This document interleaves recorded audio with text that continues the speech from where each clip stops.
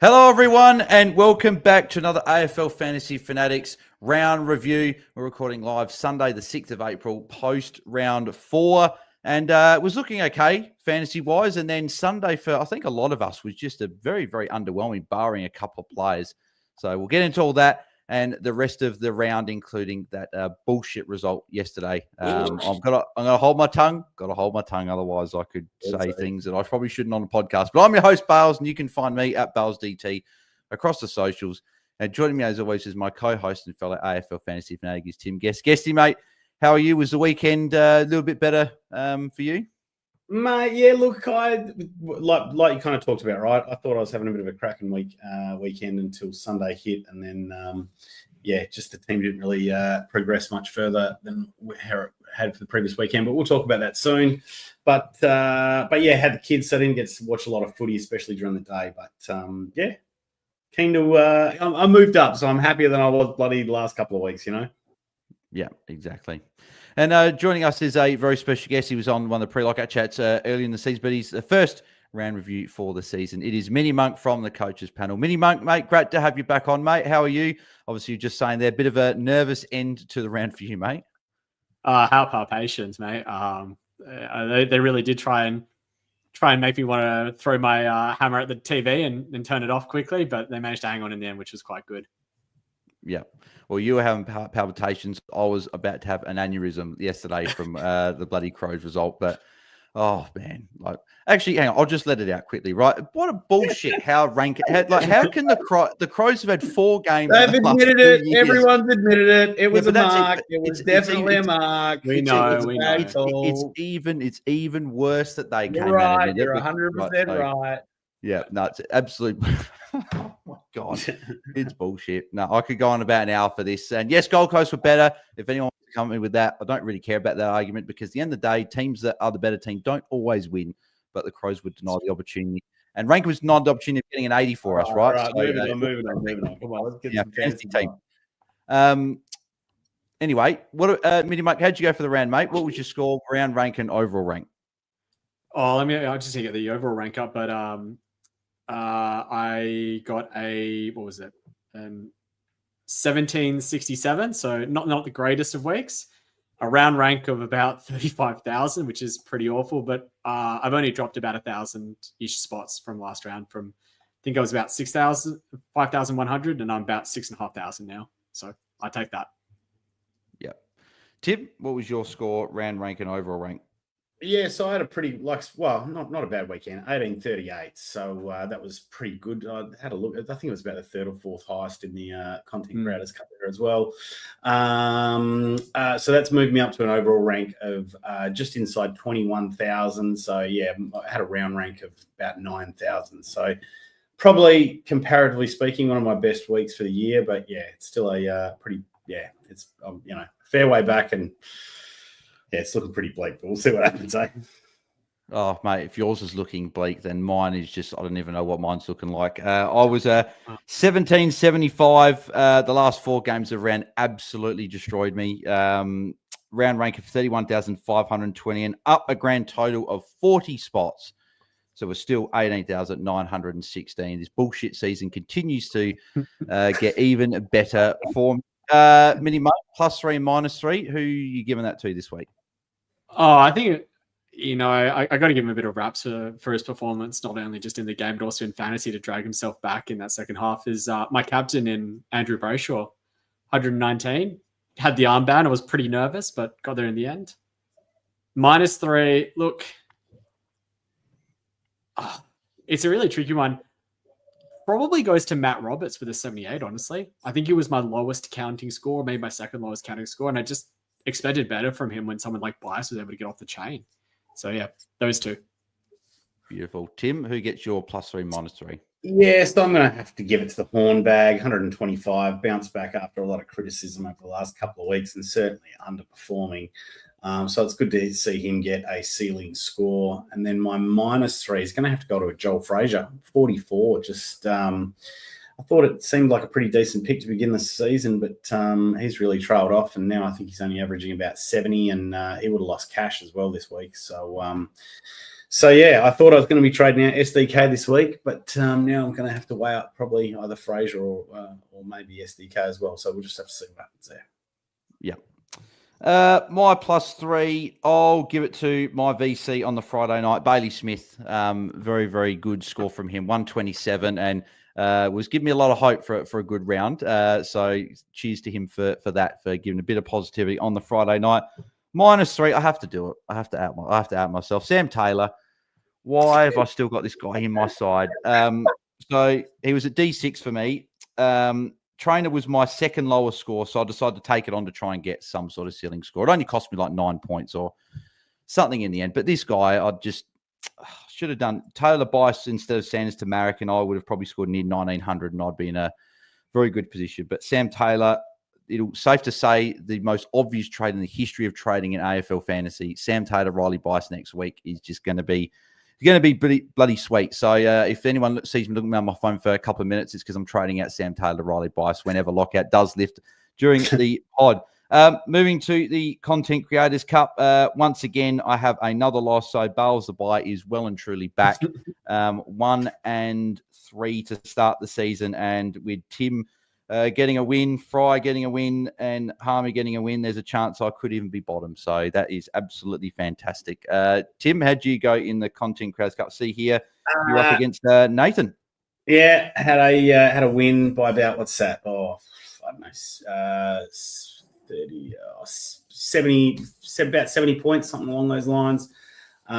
So yeah, look, happy to have got a second win, especially considering how bad the season started. But like I said, clawing my way back, and a couple of things could have gone differently this week, and I would have had a belter as well. So I think the team's actually looking pretty good coming into best 22 next week. But yeah, still a lot of work to do. Yeah. And MiniMonk, I see, unfortunately, you won't be able to get any sympathy from me and Guesty because obviously you're up against our very own Jordox, mate. How did you go this week? Oh, he smashed me out of the park this week. He must have had everything go right for him. He had the Wolf 137. He got the vice captaincy onto, actually put the captaincy onto Bailey Smith, Dawson 118. Even had a Layla 95 as well. Like, must have been a really good week for him. So I'm happy enough to lose on the back end of that. I was probably that middle of the road in the pack and had a loss coming. I haven't been having a great season, but we move, and it's going to be a tight one this year. I don't think anyone's going to be 4-0. Yep. Yeah. With DT Lemon going down to Jeppo, there's no one that is 4-0, and we've got a new leader, which will be Louis. He'll be 3-1, and Louis absolutely flying 399 over. I think he went down about 100, maybe a couple hundred spots, but he still had a cracking start to the year. And now we have 6, 7, 8, 9, 10 coats in the Content Creators Cup inside the top 10K. So people starting to make their move. Hopefully I can do that at some point before the end of the season. Cool. We'll move on to the games and review all the games and talk about a couple of the key players there. So we'll start on Thursday night, which was Collingwood and Carlton, with Collingwood getting the job done there. And, of course, it was the people that will trade out that did well. So Harry Perrin with 95 and Ollie Hollands 87. There was probably not really a shock to any of us that that's what the fantasy gods were going to do to us. But obviously, I think that they're not going to be able to repeat that with Houston out for a couple of weeks. So you'd assume Perryman goes back and Hollands kicked a couple of goals to get that score. So don't think that'd be repeated. But as you mentioned, MiniMonk, obviously Sam Walsh, 137 was fantastic. So he is a guy that I think a few people might be looking at as a trade target. But MiniMonk, I want to talk about Sam Doherty. So 111. Had a bit of a different role. So halfback and wing sort of mixed. Didn't spend a huge amount of time off halfback, but also hearing a few Carlton fans saying that he should be dropped over a few efforts that he did. But if he is in the team, he's mid 700s. Is he a potential upgrade option for people that are looking to upgrade a rookie? Or we will talk about Nod later, but if Nod misses any time, maybe going him up. Is Doherty someone that you're going to have a look at? I mean, if people in your team are saying that a player should be dropped, even if they're 700K, I wouldn't be trading into them. And by my eye, he looked pretty ordinary to be able to scrounge a 111 score. I think a lot of his scoring came in the third quarter or second quarter when he got put behind the ball. And I think it was him, Williams, Hollands. They all just went absolutely off because Carlton were just trying to not move the ball. And something's got to change for Carlton. And until it does, I don't think I'd be going anywhere near Doherty. Yeah. No, it's hearing, even the Carlton fans, saying he shouldn't be in the team and should be dropped for a few of the efforts that he did. So it'll be interesting to see what happens there. But He's pretty cheap. So someone maybe we'll keep an eye on if we're not trading into him.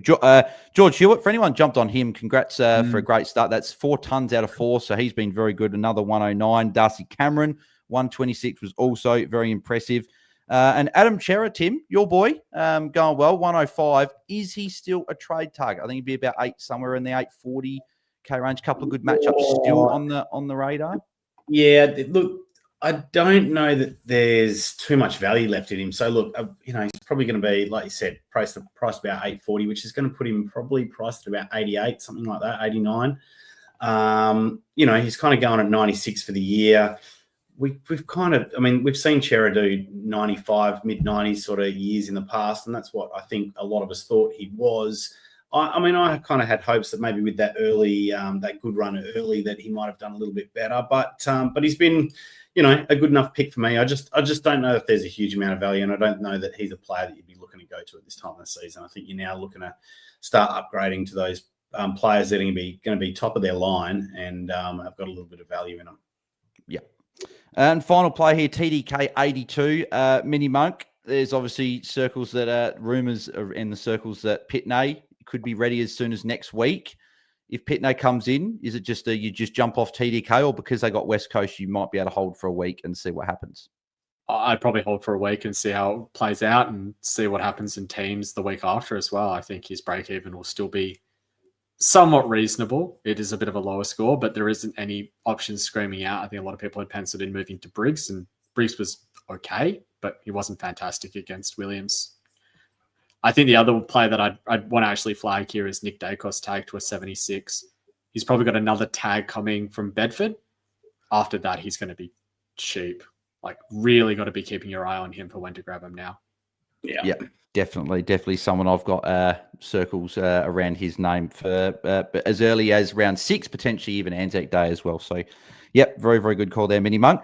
Moving to Friday night, Geelong and Melbourne. So Geelong going well again, but Melbourne really struggling at the moment there. And you could see it on Christian Petrarca's face. And he only scored the 77. Tim, obviously struggled, right? Melbourne haven't looked great, but he could get forward status. Is that enough for you if you're an owner to be holding a Petrarca, or what are you doing? Yeah, look, it's so let me talk about it, I guess, like this. So I guess this weekend was a really good reminder about that kind of, I guess it's a little bit of an old school rule about hold your primos. Like, we saw players who'd been, I guess, underperforming. I mean, Horn Francis, someone who we thought was going to be a top 6 forward, who'd been underperforming, kind of really bounced back. So, I think, like you said, with that forward status looming as well, this is one of those players that you just kind of hold on to. Things are pretty ugly at Melbourne at the moment, but I do think they will pull it together. And, we've seen him average 105 pretty consistently a number of years. So I think you just got to hold on, and otherwise you're kind of wasting a trade. Yep, agreed. Max Holmes got the Tom Sparrow tag, so something to be keeping on with Melbourne moving forward, that Tom Sparrow's doing a few of those jobs, and he kept Holmes to a 68. So not great, but Holmes should be better. The only flag being now, I don't know if I'm trading into him necessarily, because he seems to be the guy that they're going to and tagging a bit. So, lower score for him. Con O'Sullivan looks a great player, and if you jumped on him when he was a bit cheap, you'd be very happy. Another 96. Clayton Oliver getting the job done with a 104. Humphreys with the 115 as well, going along very nicely. Probably the boat may have sailed potentially with him, but I'll touch on him in a second. Then Bailey Smith with the 127 was also very good. But MiniMonk, Tom Stewart, 108. Safe to say I was enjoying every single second of that. Obviously, still looked a little bit proppy a few times when he got a few marks, and a good friend Bailey Fritsch decided he wanted to make him hurt a bit more, and luckily didn't land on it even bad. But seemed okay. Like, it looks more of a pain tolerance thing. I don't think Geelong would be playing him if it was a structural issue in his knee. But him and Humphreys, are they two of the guys that would be maybe the top of your list for if you've got like a Joel Frazier, or if you're a spud like me and you've still got Sam Taylor in your team? I'm not sure I'd go Humphreys just yet. I mean, he is obviously a great player, but he will have a bit of inconsistency, and I think he probably got off the chain with Holmes getting the tag. Stewart's going to be cheap, and I don't know how his break even is going to settle out, but I'm assuming it's probably going to be low 100, like 106. Yeah, so I was going to expect about the 110-ish marker, which means you can afford to wait a week and see how it goes, because he has got Adelaide, which isn't, from memory, a particularly great matchup for designated kickers. And I would say that this game is one that you would consider a massive outlier. I mean, Zach Guthrie went 149. I think he was the top scorer for the round almost. And Geelong racked up 1,900 team points, which is an absolutely absurd amount. Like most teams will normally average around about the 1,400 mark per game for a year and maybe get a spike of 1,650, maybe 1,700. 1,900 is just ridiculous. I think they may have broken the record for uncontested marks in the game. And so it's not a surprise that someone like Petrarca only goes the 77 as well, because there was just no stoppages. Short answer is you can probably afford to wait a week if you have the pathway to him from someone like a Fraser, or if you're wanting to move off Sam de Koning this week, then by all means, Stewart is definitely an option. Yep, good point. And that's it from that game. So we'll move on to Gold Coast and Adelaide, the bullshit game of the weekend. Dawson, just a superstar, 118 points. It was looking pretty dicey for captainers in the first half. But to be fair, that was a very low-scoring fantasy half. I think you had Peatling on about 70 and Witts was on 52. Besides that, everyone else was sub 50. I think Noah Anderson was 40. Like Mount Rao was about 40. Rankin was about the same. But Dawson got it going in the second half, and 118 is a very good score for a lot of people that had him captain after going a Tom de Koning VC. Sam Flanders, Tim, 99, looking good, getting back into the team and building up that match fitness. Is he someone that could potentially be an option for us to consider in defence, or are you still wanting to wait another week or two? What will be his break even? I don't really have much of an eye on Flanders. So he's only dropped 25. He's only dropped 25k already. So break even to 132. Look, I think we can still probably wait a week or two. Like that's what I'm kind of on the hunt for, is like defenders that have kind of dropped in value and ready to turn it around. But yeah, I think we're going to have to wait another week or two for Flanders before he really kind of starts to bottom out. Yep. And Isaac Rankin as well with a 69. Obviously, a lot of people disappointed going Sanders to him this week, but he gave away 5 free kicks. Obviously, we know about the end of the game. Probably should have had the free kick there. So this could have easily been a 90 or 100 score. So I wouldn't be too alarmed by that. He still had a great role. Had a bit of a strapping on the calf. Apparently copped a bit of a knock there in the last quarter, but able to play out the game and have some. I think it was a bit earlier than the last quarter. I think it was actually during the third. Yeah, they was getting it taped up in the third 3-quarter time. Yeah, I mean, you look at his scoring, and even in the third quarter, he was scoring well at the start of it. I think it was about midway through the third quarter. From then on, he only scored about 20 more points. His role was fantastic. He was in and under, lots of clearances, really good game for Supercoach, not for fantasy. Yeah, okay. I wouldn't be stressed about him. Yeah. Yeah, that's what I was going to ask. On to Richmond and Brisbane. Richmond putting up a pretty good fight in this game, and Brisbane a bit poor towards the end, but all the midfielders did well for Brisbane. Hugh McCluggage, 141, Josh Dunkley, 116, Lockie Neal, 115, and Will Ashcroft, 105. All very, very good there. But MiniMonk, one player I want to ask you about, Tim Taranto, 102, had a very tricky start to the year playing Carlton, Port Adelaide, and then St Kilda Windhager tag, and then goes 102 against Brisbane. And the run from now on seems pretty good. Is it be roughly 900k? Is he someone that could potentially be a target for us to look at in the midfield? Absolutely, he is. I mean, there's a lot of people that were considering starting him at the start of the year, and then he's dropped in price from there. Now the run's opened up, and his break even should turn this week as well. It should probably be about the 100 marker. If you're looking for a midfielder to upgrade to, I'd definitely be putting Taranto near the top of that list. Yeah, he's definitely someone I'm keeping a close eye on. I might not be able to get him this week because of Joel Frazier needing to be an issue, but maybe he's someone I'm a big fan of. And Sam Lawler, 95, was very, very good in this game. If it's too late, if you don't have him, it's obviously he's going to be near 500k. So, but if you've got him, I think a few people like myself were looking at maybe offloading him within the next few weeks, but he's definitely bought himself another few weeks. He'll get forward status before round 6, which is good. So we'll be able to chuck him in our forward lines, either on field or on the bench.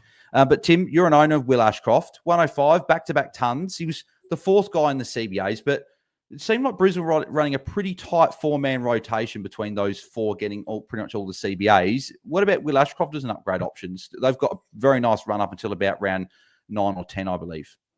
Yeah, once again, not someone I'd be look. I'm an owner. A couple of goals to get there this week as well, which kind of, I just don't think he's going to get that every week. He's kind of one of those players that's only kind of really just been, I feel like he's just been getting there. And in terms of your question, mate, like I think what people should be looking to do is, take these rookies or these kind of mid prices that have made, maybe a couple of $100,000 and doing a one down, one up and trying to get to someone that's, I guess in the top 8 midfield or someone that's going to score pretty bloody close to that, that's maybe got a little bit of value. I just don't see Will Ashcroft as a top 8 midfielder. So no, he wouldn't be a target for me. Yep. Cool. Moving over to North Melbourne and Sydney, and obviously the big story for this game. Bice. Riley Bice, Miami Bice. Bice, he looks like a lad as well. Like, I want him in my team. He's a great player, but yeah, it sucks not owning him. We don't really have to touch on too much. It was a great game, 15 marks. He was everywhere, and if you don't have him, he's the number one target this week. Easiest trading of your life. Don't overthink it. If you're not trading into this week, it's probably because you've already got him. Yeah, exactly. So go Fraser down to him. Go Sam Taylor down to him. Just do whatever. Get him in. He's a very, very good player. Harry Sheezel, 125. Looked good. Played midfield. Spent some time at half back, but didn't really necessarily line up there. He dropped in deep to get those +6s, but they've got a pretty tricky run for the next 3 weeks.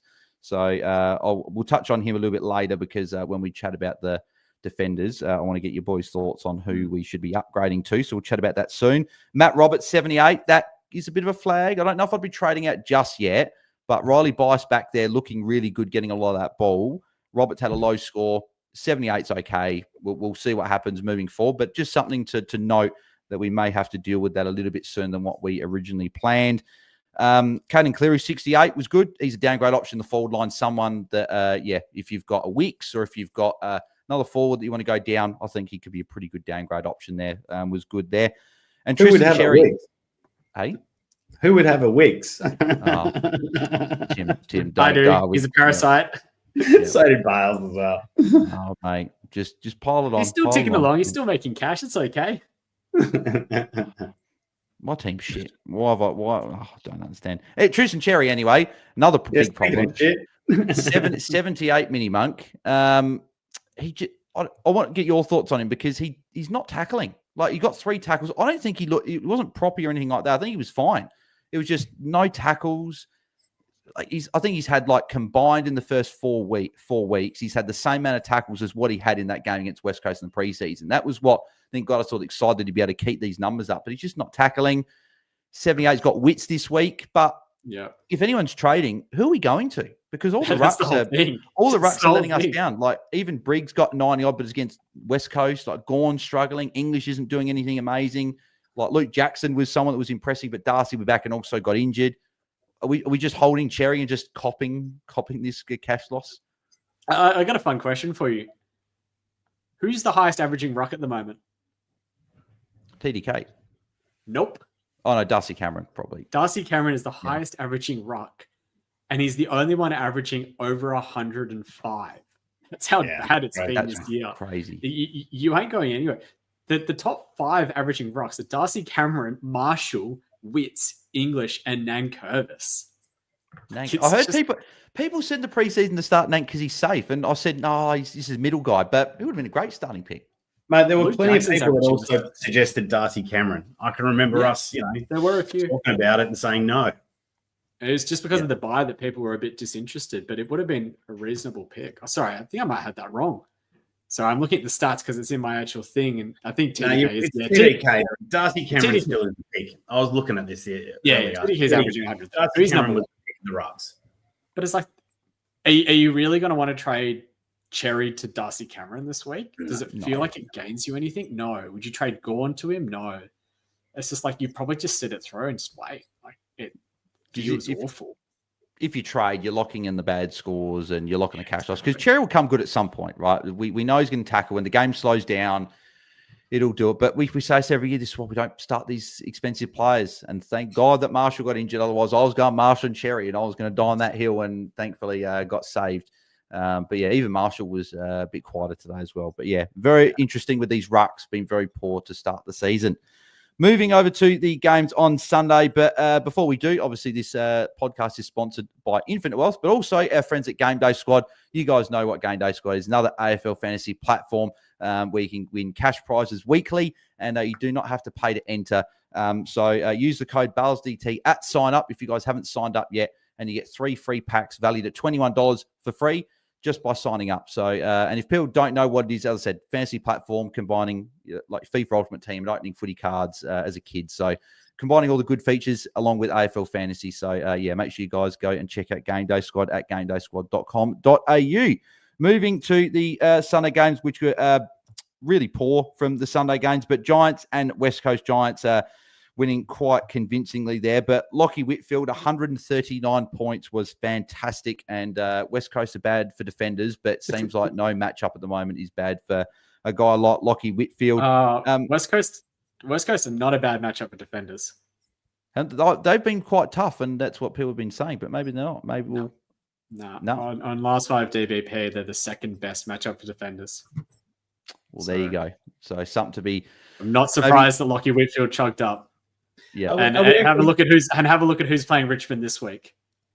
Sorry, I should be saying have a look at who's playing West Coast this week rather. Who's got West Coast this week? Oh, Carlton. Carlton do. Yeah, maybe Hollands. Should be a close game.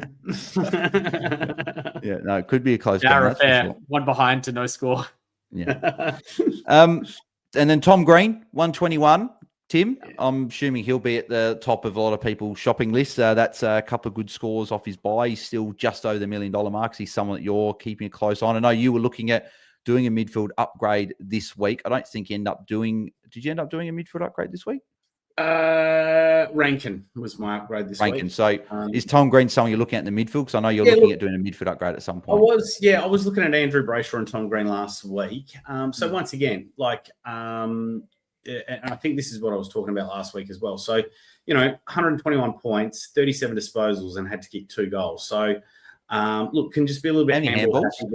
And he might have the Windhager tag this week as well.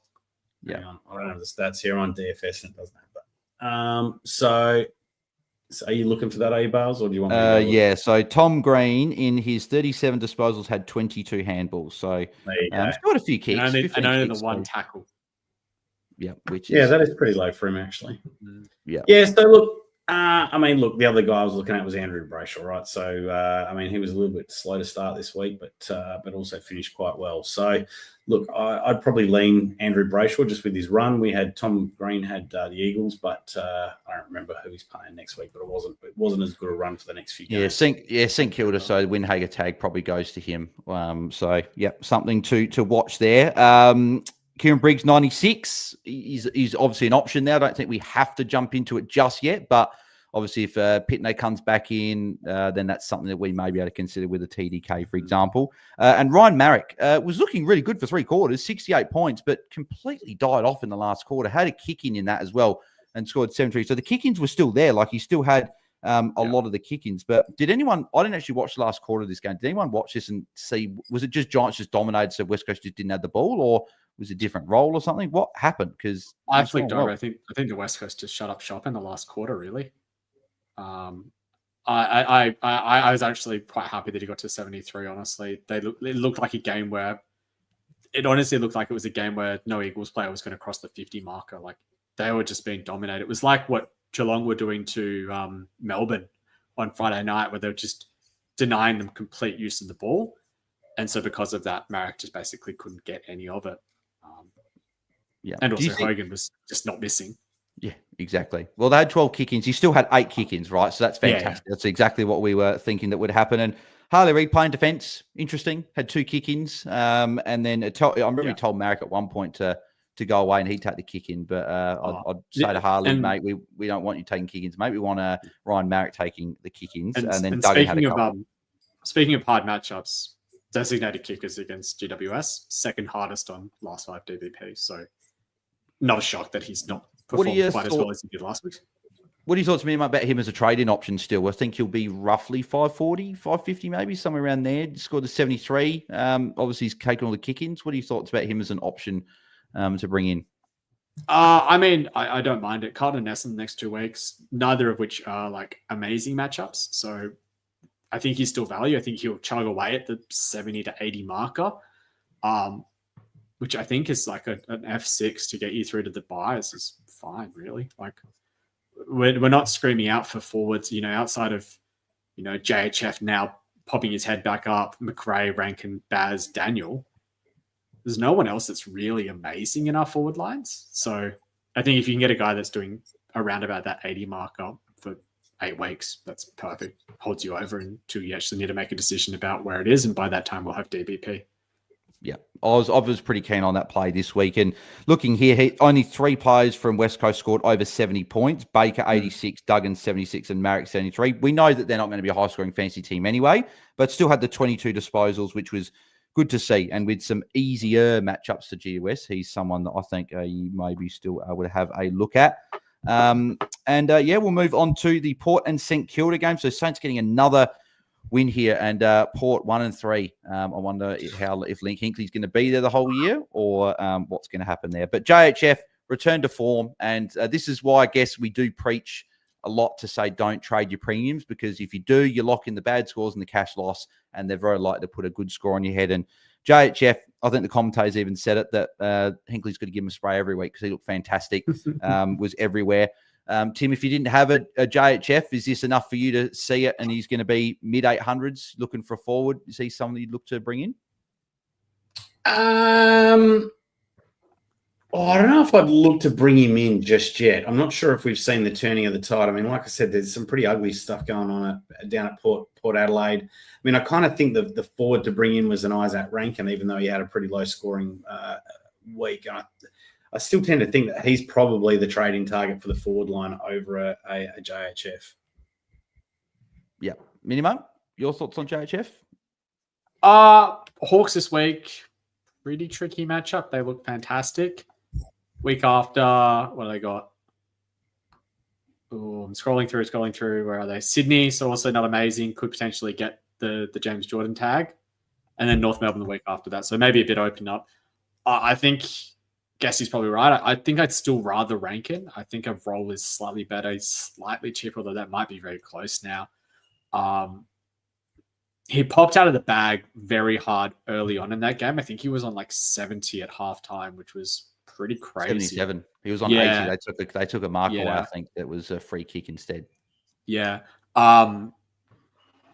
Look, it takes a 70. If it takes a 77-point half to get a 125, I don't think he's ever going to pop a 130, 140 and be a massive issue. But he's someone that, as a non-owner, I'm definitely considering as to whether I need to trade into him this week.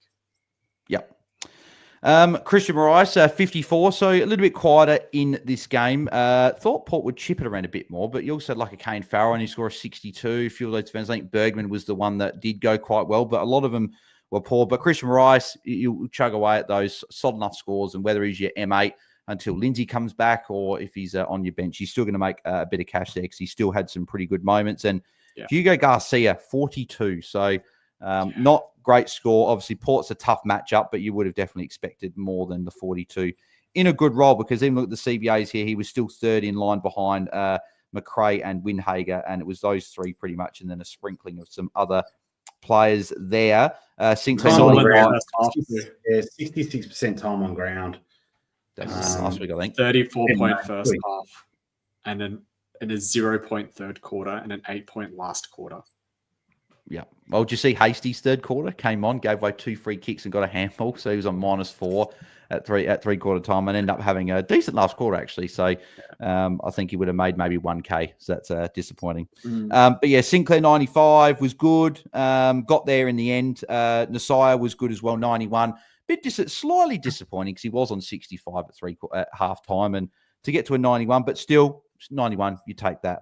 It's fair enough. And Rosie copped the windy tag, 84, McRae 84. So just a few sort of middling scores from that game there. And moving on to the final game with Free getting the job done and was making MiniMonk very stressed out towards the end of that game, that's for sure. But Sam Darcy, I'll tell you what, him and Riley Stilthorpe just absolutely dominated at the moment. And Sam Darcy again continued, 5 goals, 128. I think Jordox said when I spoke to him on the phone, he's got a keeper league and or dynasty league, and he's got both Darcy and Stilthorpe. So if you've got them in your dynasty, you would be very, very happy. We'll touch on Cavs Wrong and Andrew Brayshaw in a second. Tim English, 114 was good. Obviously was rucking against no Luke Jackson last quarter. And I think he had a pretty big last quarter as well. Yeah, 46 I think it was points. Like 40. Yeah. So, so everyone... So I think English at this point probably was a better starting pick than Tristan Cherry, I think. You missed out the big score in round 1, but he's definitely closed that gap and probably gone ahead of Cherry now as well. Riley Sanders, 92, just another one of those guys. If you trade it out, that's just fantasy for you. He looked good, was good early. Still didn't have the role though. Yeah, he got a lot of those +6s as that high half forward. Yeah. And I think he kicked 2 goals. Yeah, 2 goals. He got at least one, yeah. Was it 2 goals? Yes, 2 goals. Yep. And his CBAs, he only had the 9 CBAs as well. So that was behind Richards with 25, Libba 24, Matt Kenny 22. So he was next. Then our friend, well, not our friend anymore, Joel Frazier, 44 points. That is just unacceptable. And he's a massive issue. He'll be leaking cash and he's got to go. So I think it's pretty as simple as that there. O'Driscoll, 65, copped an ankle injury, got trapped under someone, and as MiniMonk said, came back on, then got trapped again. MiniMonk, anything, do you think he misses? Obviously, we've got to wait for free, right? But if you're in your estimation, do you think that that's a guy we can trade out, even if he was to play, or do you think as simple as he plays, we hold? Yeah, I think if he plays, you hold. 65. He's still came in with a 10 break even. It'll probably reset to a 30 or 40, but he's one of our most dependable scoring rookies. Like he was on track for an 80, 85 type score this week before that happened. I mean, yeah, he was on that 65 halfway through the second quarter, halfway through the third quarter, really. Whether he plays next week, don't know.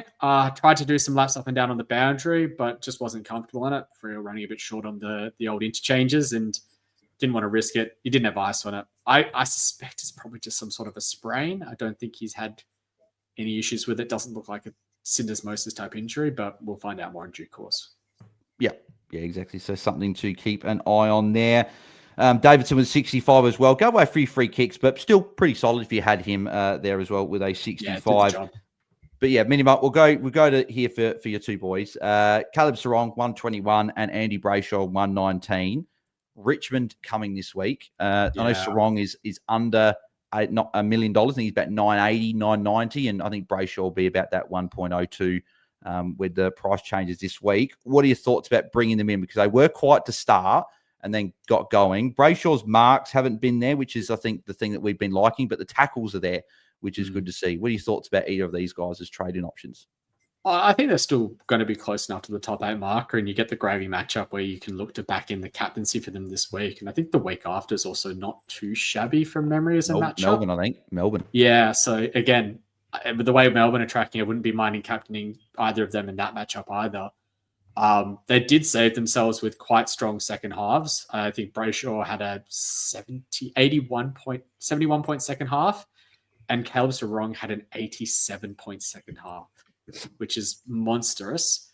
I don't think they're going to do that every week, but I also don't think they're going to have 34 and 40 odd point first halves either. So I think that they're definitely players that you can be considering this week for the 2 back-to-back great matchups. Yeah. Well, it's interesting. Those two and Dawson and a few other premium mids having big second halves, but quieter first half. So very, very interesting week for fantasy. But we will move to, we'll just answer a couple of questions because obviously we got through the games pretty quickly, under 40 minutes, which is very unlike us. No, last week was pretty good. But we're getting better, Tim. It's not even opened yet. Yep, we're getting better, Tim. So, but I thought we'll just touch on a couple of quick topics as well. So I think the big issue, MiniMonk, is that Frazier and, well, I'm probably one of only a few people, but Sam Taylor as well, right? But we'll talk about Frazier, right? Is it as simple as he has to go? Or if there's other moves that you can make, like, for example, I'm just using my team for just an example. I could make trades around him and go like a Wicks to like an Andrew Brayshaw or Tim Taranto this week instead of trading a Frazier, but that would mean holding Frazier. Is there a scenario where you can hold a Frazier, or does he just have to go? I think in your case, Frazier and Taylor have to go. So I'm just going to keep it as simple as that. Yep. Well, if Frazier's got to go, then who are we going to? Because all that we've said about this for a while now. Yeah, Riley Boss, but a lot of people aren't in the stupid predicament that I'm in, where they've got to get rid of Taylor and Frazier. So for people that are looking to go up from there, who are the options? Because we look at the guys at the top, like you've got the guys that are fully priced, like your Dane Zorkos, Lockie Whitfields, Harry Sheasel, Sam Flanders. Sinclair, I guess, is fairly priced. Holmes is getting tags at the moment. Like Bailey Dale was okay today with an 87, but not setting the world on fire. I guess Tom Stewart's an option as well, a bit cheaper. MiniMonk, where would you be looking to go? Are you happy to pay up for one of these guys at the top, or are you still trying to look for someone of value? Can you just tune a Daniel Rioli at about low 800s? What are your thoughts on him? He had a massive last quarter. He had like 51 points to get to that 113. So he was on track for another sort of average score. He's been pretty good. I don't mind him. A couple of gravy matchups in the next 2 weeks against North Melbourne and Richmond. So I think that he could be one that you could look at. I think Lawson Humphreys, who we had a muttering about before, is someone I'd consider. I really like Jordan Clark and Luke Ryan now that the hard fixtures are out, and both of them managed to pop a pretty reasonable score this week. And you obviously can't go up. Like, I know Zorko had a bad score this week, but if you've got 1.1 million to spend, I don't think many people do. But his next couple of fixtures are pretty tasty as well. I still think Jack Sinclair is value as well. He had a quieter one, but Port Adelaide's one of the trickier matchups with designated kickers, and he still managed to scrounge a 95, which is pretty good considering the lack of ceiling that we're quite often seeing from our defenders. And I think that the one that I'm actually really interested in is Harry Sheasler. He had a bit more time off halfback this week, and he may have bottomed in price. It's not an easy one to get to. You're probably having to cull a couple of mid prices. I think if you had a Sam De Koning and a Joel Frazier, you could potentially get there, but I think that that's not something that everyone will be doing. And I don't think that Sam De Koning is a must trade out this week compared to someone like a Frazier or a Sam Taylor. What about a Lockie Whitfield? I don't know if you've seen. I don't mind a Whitfield. He's got St Kilda this week. Yeah, I don't mind a Whitfield either. Look, I don't know who that Winhager tag is going to go to, but he does tend to tag the inside midfielders a bit more than he tags the halfback flankers. I think that Whitfield is definitely someone who could continue to get off the chain, but you're paying top dollar because he has had a phenomenal start to the year. He's averaging 117, and I don't know. I think he's definitely a top 6 defender. I think you could definitely go there. Yeah. Tim, what are your thoughts about the defence? Are you wanting to pay up for like a Sheasel, like that's might have bottomed out a little bit? Obviously, we'd mentioned Whitfield there. You've got your Sinclairs and the Sires for people that don't own an Asaya. And then you've got like your Clarks and that the 900s are even a bit cheaper. Is there anyone you're considering there? Yeah, look, I think the pick of the bunch of the Tom Stewart at that, whatever price he's going to be after this week, like I said, he's probably going to drop a little bit more, maybe around that 800 mark or something along those lines. I think that's the easiest pick for people that are searching for value in the defensive line. Apart from that, I mean, I'm not as much for the pods as a MiniMonk. He certainly knows those players a lot better than I do. So Daniel Rioli and those kind of players are not really for me. And at the other end of the scale, I'm not really willing to pay up. I'm searching for value. So for me, I'm in the position where I'll bring a Riley Bice on into the side. That'll be 2 rooks in the defensive line for me, and I'll be searching for value in the midfield. Like MiniMonk talks about, we got a Nick Dacos coming up in a couple of weeks. I still think like an Andrew Brayshaw. I mean, we thought he was underpriced at the beginning of the year. He hasn't really moved much in price, hasn't had the best start. So, and it's got a really good run. Yeah. You talked about a Sarong before as well, priced under $1 million.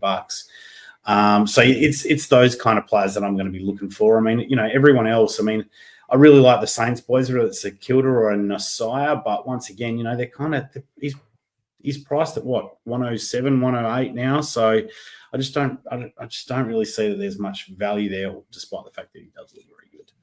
It's the really hard part about upgrading this time of year is that you really want to go for the guys that have come down in price, but it quite often means you have to take a leap on someone who hasn't swung their form yet, and you're waiting for the fixtures to jump onto them. Yeah. The one defender that I would flag, he's not actually a defender yet, that's going to be cheap in a couple of weeks, is my boy. He's back. Rory Laird. No. He got subbed out tactically, 60. I think he's an option. He's going to get cheap after that 60. His break-in's going to be probably 140. He's going to be 950 odd. I think he's a pretty safe 95 to 105. I don't know if he's going to go 105, but 95 to 100 guy. I think he's an option when he gets defender status. But obviously that's going to be a couple of weeks. MiniMonk, you clearly don't sound like a fan, but I'm not sure if you read the terms and conditions to jump on the pod, mate, but there's no Rory slander here on this podcast. It's not slander. I'll just say that I traded him in a keeper league this week to MJ. Thanks for taking a couple of Crow Boys and giving me a couple of top scorers this week in Tom Stewart and Toby Green. And so I think that says enough for how I feel about him. I think he's overperformed the first 3 weeks, and we're probably going to see a bit of regression. And any player that's getting subbed out halfway through a third quarter as management isn't a player that I particularly want to be going for unless there's not really much other choices. Shout out to Isaac Rankin, who was the other player in that trade. Well, as anyone knows, I'm pretty keen, and I can definitely get around a Rory Laird trade in a couple of weeks, but probably not for a couple of weeks to let him see how much he goes down in price. We do have a couple of super chats here. So the first one is from Chris. So thank you very much, Chris, for the super chat. He's saying the only way I can get bias is either Fraser down and put the cash on Nod, or trade one of Reed or Pryor. Which way would you guys go? So MiniMonk, I think we talked about this before. You'd be happy to go Fraser down, and if this is to 2 rookie defenders. Are you happy with 2 rookie defenders on field? I think that I am, just because of the scoring that Bice has shown in his 2 games. And, if there's a defender that can go 125 and look absolutely fantastic. Like he was, I don't think it's arguable to say that he was best on ground on Saturday night. And he was best. He was fantastic. On that game. He was also the number 1 rated player on the ground when he came on as sub against Brisbane.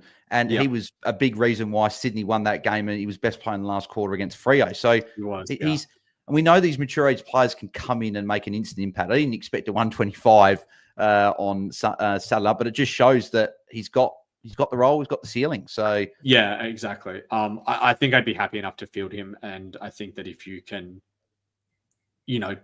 trade Fraser down to him, get 200k, chuck that on top of Nod, and go to anyone you like. Like you've got DPP, you can probably get a midfielder or a forward at that, 700, 800k price bracket.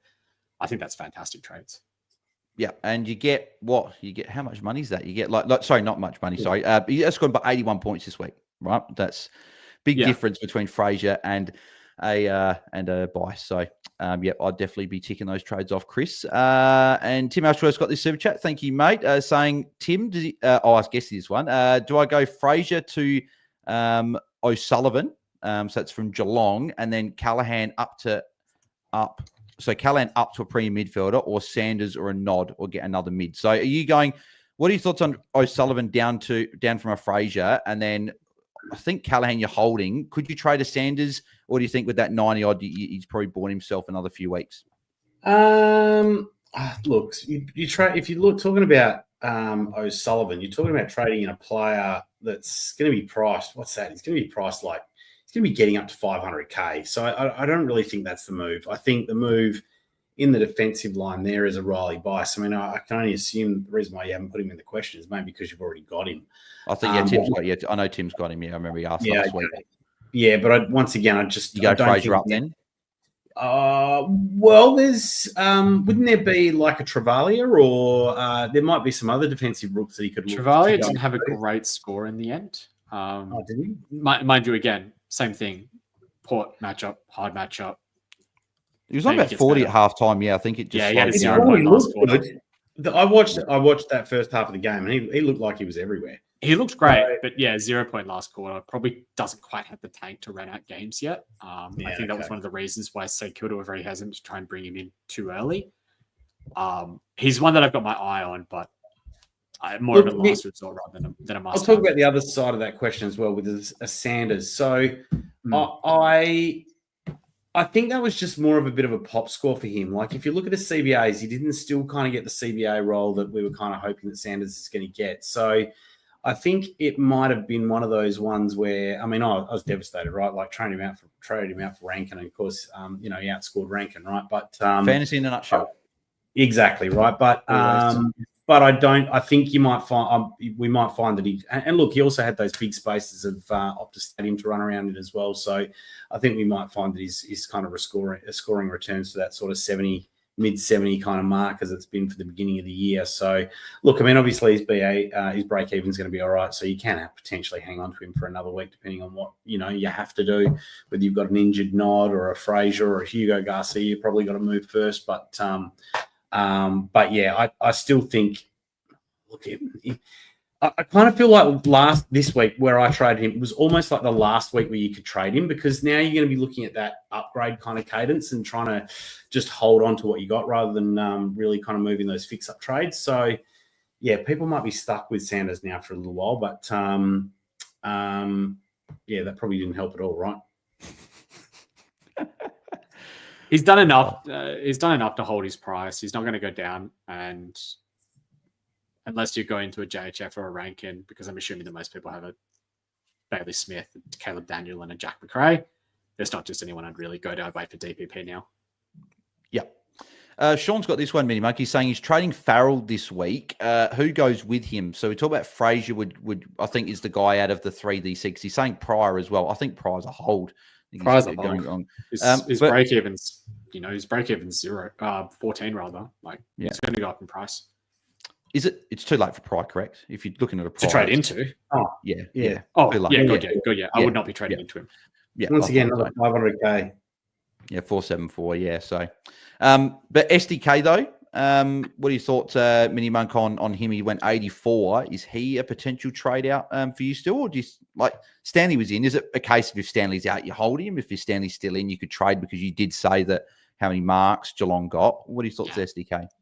Yeah, we're pretty much exactly that. If Stanley's out, I'll probably hold him and give him another week because the break-even will still be around about the high 50s, low 60s marker, I think, and he has the potential to do another 80. And if you've got an 80 at D5 or D4 or D6 or wherever he is in your defensive line, you're not complaining about that really, and just ride him as long as Stanley's not out. And then the week Stanley comes back in, you just kind of have the ticking time bomb ready to go and just flick him when it suits. Yeah. Mango Man, Bales, how did Taylor last this long? Mate, you're asking a very, very, very good question. It's because I'm a shit coach and fantasy is crap. And yeah, so hopefully we can sort that out and get moving forward. DJ, though, said he upgraded and he put it in capitals. Taylor to Zorko this week gave him the captaincy. So, yeah, that's Zorko was very, very poor in that game, and everyone else was racking up. So, what have we got? We'll do a couple. We'll in about 2 or 3 minutes. We'll do maybe a couple of questions. We'll do a lot of questions on the Tuesday night for our Q&A. We do actually have a super chat here from Shayan, so I'll put this up on the screen here. So, Shayan's got the super chat. Thank you, mate. So, MiniMonk is saying if Nod is out, what are your thoughts about bringing Sarong in? He's got Brayshaw already. Also, can I borrow a 10A to cover your Patreon? Had to take money against the parents' mortgage. Cheers. Oh, mate, just well, you let me know. We can have a chat in the Patreon, mate, and I can message you on there. But what are your thoughts about Nod out to a Sarong, MiniMonk? I don't mind it. The other thing I should have probably mentioned with regards to Freo is that both Sean Darcy and Hayden Young played Waffle on the weekend, and Darcy played managed minutes.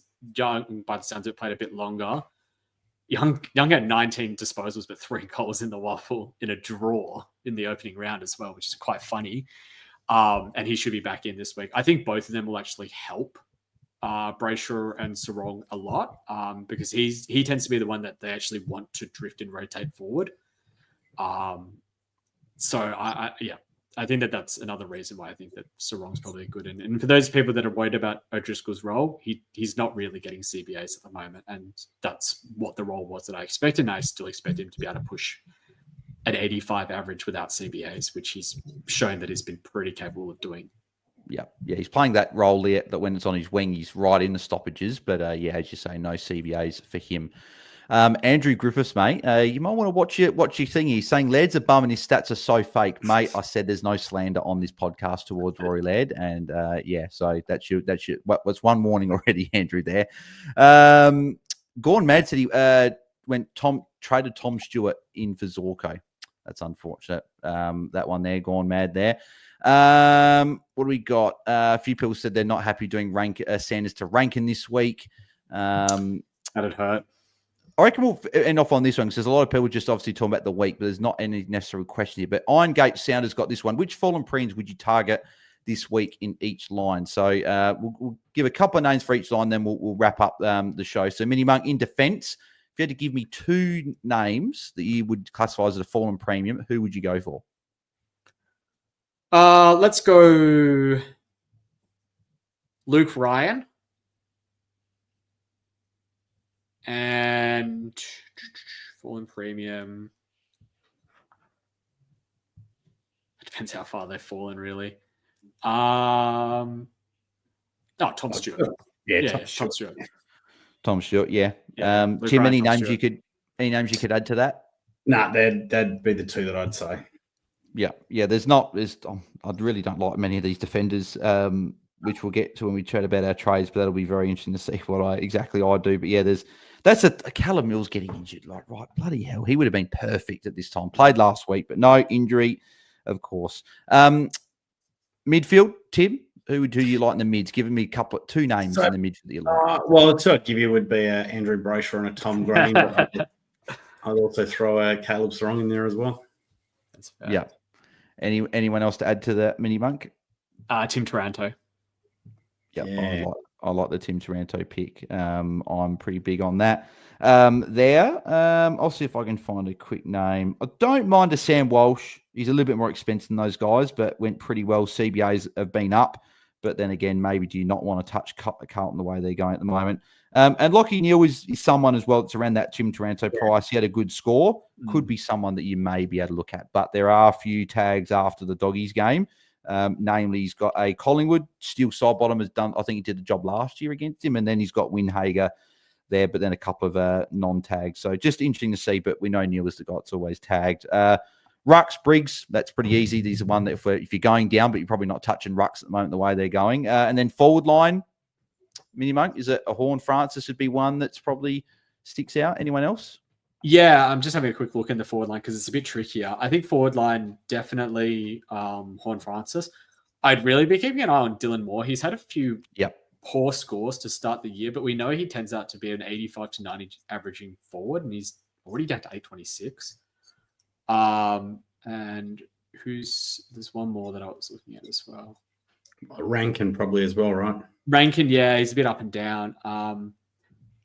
Toby Green's been really good. I wish he's been really good last year.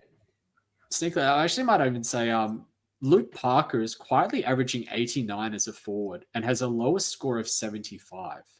He's been very good for North Melbourne. I'm interested to see how it changes with Wardlaw coming back in, and by the sounds of it, that's probably either this coming week or the week after. But there's every chance that he ends up close enough to a top 6 forward that I wouldn't mind having a look at him. Yeah. The one other forward I'd flag that could be a sneaky pick, maybe not, well, it won't be this week, be the week after, but I don't know if he'll get forward status, but he's in defence at the moment. Nick Martin, his break-evens, I think, over 140. He'll drop in the mid-900s. I think at the start of, because obviously he didn't play this week, I think his stats up until this point were about 55% forward, 45% mid. So it'll all depend on what happens during this week in gather round and where he plays. But, it's a 50-50 chance whether that second position he picks up is midfield or forward at this rate. Yep, and hopefully he's the forward. But we're complaining about forwards, right? We got Bailey Smith quietly averaging, averaging 121.7. Jack McRae averaging 115. Caleb Daniel, Jai Simpkin averaging 102. Toby Green's averaging just a tick under 100. Darcy 98. Myers 95, Ben Keys 94, Thilthorpe 94. Then you've got a few other guys averaging 90. So we've actually got a lot of defense is the big issue, I think, at the moment, which leads us into our trades for the week. So actually, hang on. So Bogues 11 says 308 watching currently, only 29 likes. Come on, guys, hit like. Yes, correct, mate. Exactly. If you are watching live, do smash a like on the video. Thank you, Bogues. Appreciate that in the comments there. Mini-Monk, mate, what are you looking at doing with your trades? I don't think Lockout's even lifted yet, which normally it does when we're recording live. But one more quick refresh to see. Not quite yet. I know that one of the formats is opened, but it's not AFL Fantasy yet. Look, I'm probably going to have to try and get Bice in, and it's just a question of how much I'm going to have and whether I want to fix up another rookie as well. So, look, I've got Stone, who scored a 28. I've got Finn O'Sullivan, who I'm hoping is back in. I've got Wicks, who's the parasite that just keeps on giving in my forward line. And I got Closey, who's got a 40. So probably a couple of those that I'm looking to trade out and probably looking to trade in Bice and potentially another rookie or seeing if there's a sneaky little cheap mid-pricer I might want to jump onto for a couple of weeks, but I need to have a good look for that. Yep. Like it, mate. Guesty, what are your early thoughts? So early thoughts probably depending how Nod shapes up, but I'm assuming that he's going to be playing next week at the moment, just based on, I guess it didn't seem super serious. So potentially it could be a Fraser and a Garcia out for me to like a Bice and a Brayshaw. I am holding a Lindsay, but the only other red dot that I've got, apart from Harry Boyd, is a Finn O'Sullivan. So might go up Finn, but yeah, we'll see what happens. He might get named again after having a week off. I'm not sure. We'll see what happens. Yeah, just illness. I'd imagine that he comes back in. For me, first trade, easiest trade, and it's going to be the most satisfying, which is why I'm annoyed that Lockett hasn't. Are you finally trading Taylor? Yep, Sam Taylor is gone. He's gone to Riley Bice, the most obvious trade ever. I'm an idiot for holding him this long, but yeah, unfortunately, that's the way the fantasy season's gone. And I'd love to trade Fraser out, but I don't like any. I've already got Tom Stewart, so he would have been the obvious one I would have gone to. But already having him, I don't like defender. I might have to just either hold him for the week and upgrade a Wicks, and then put a Finn O'Sullivan on the bench in defence and play a trainer on field along with Bice next week. I'm thinking of doing that. It's probably going to be better. I don't want to pay up for one of these guys and waste all my cash when I could be restructuring elsewhere. So I'm thinking about that, but who knows? My team is in the shambles. I thought it was going to look good next week, but not to be. But that'll do us it for the round review. Appreciate everyone that put in their questions and all the players to be discussed. Very much appreciate it. And as Bogues11 said, do make sure you do smash a like on the video and also subscribe. I think we're past 600 now, so 400 away from 4K on the channel. But MiniMonk, mate, thank you very much for jumping on.